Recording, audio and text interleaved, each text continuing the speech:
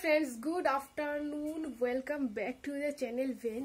तो আমি এখন আছি বাড়িতে, কালকে চলে যাব কলকাতায়। কালকে আমাদের ট্রেন আছে, আমাদের 22 তারিখে চলে যাওয়ার কথা ছিল, তো এক্সাম ডেট পিছিয়েছে, তার জন্য আবার দুদিন পিছালো।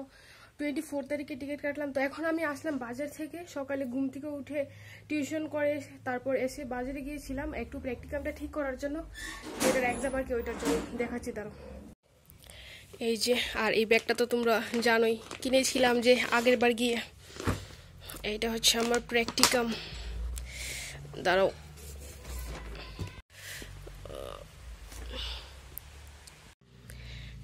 এইটা, তারপর সব এগুলো নিজের হাতে করলাম। এইটা একটা, তারপর এইটা আরেকটা, আর আর লাস্ট নেই, সব লেখা এগুলো ডিজাইন ফিজাইন করে লিখলাম কিছু। কত টাইম নিল এইটার পরে এইখানে এইটা আরেকটা।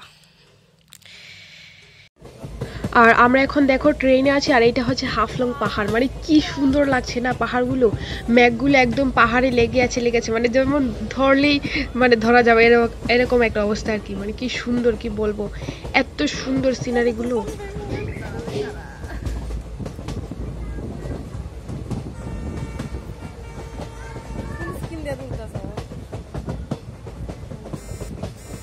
আমরা এখানে এখন ডিনার করছি। মাছ আমি এনেছি, ও ডিম এনেছে, সবাই মিলে আমরা এখানে ডিনার।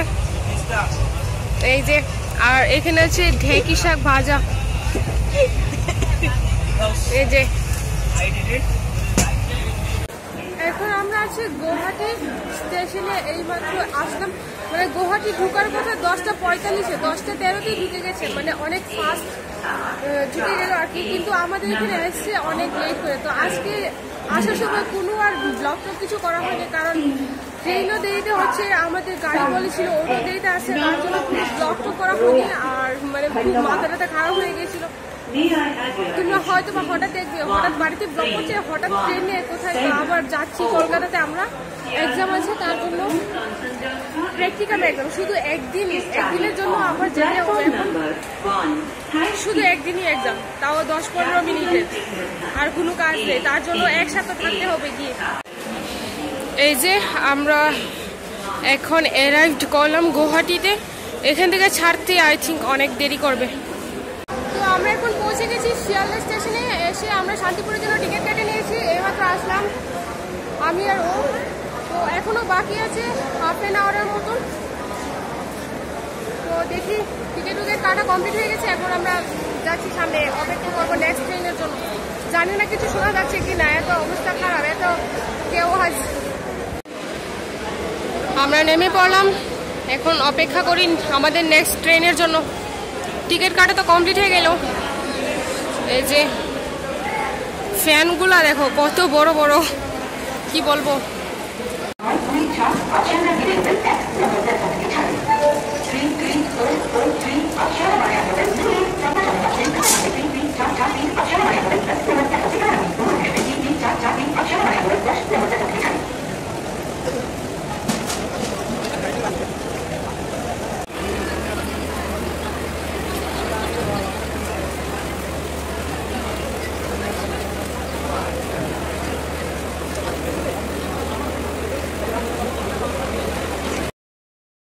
আমরা চলে এসলাম আমাদের রেন্টে। তো আসার পর আমাদের ঘরের সাথে যে দিদি যারা থাকে ওরা ডাকার পর বললো যে এসো কফি করি সবাই মিলে। আমরা দেখো এখানে কফি খাচ্ছি, সবাই মজা টজা করছি।